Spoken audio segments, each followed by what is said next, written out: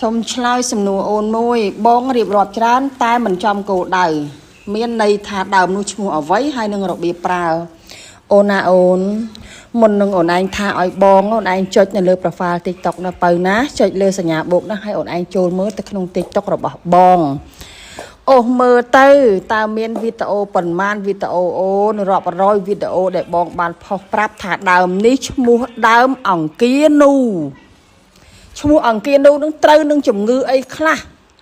ត្រូវជំងឺឡើងជាតិអាស៊ីតរលាកតម្រងនោមរលាកបង្ហួននោមរលាកផ្លោកនោមនោមក្តៅនោមឈួលនោមហួលនោមក្រហាយស្ត្រីដែលមានដុសគិសជំងឺសេមាន់ធ្លាក់សរ៉ាំរៃធ្លាក់ធំក្លិនរមាស់ទ្វាមាស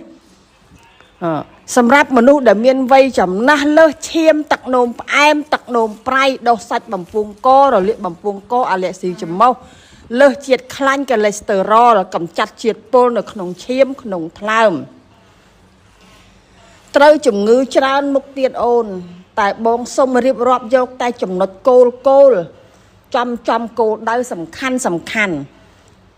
ឥឡូវចង់ដឹងអីទៀតវិធីប្រើ7-8សន្លឹកបើអូនញ៉ាំទឹកអស់2លីត្រក្នុងមួយថ្ងៃអូនដាក់2លីត្របើអូនញ៉ាំទឹក1លីត្រអស់ដាក់1លីត្របើញ៉ាំ1លីត្រកន្លះអស់ដាក់1លីត្រកន្លះហ្នឹង8សន្លឹកហ្នឹងទឹក1លីត្រកន្លះឬក៏2លីត្រ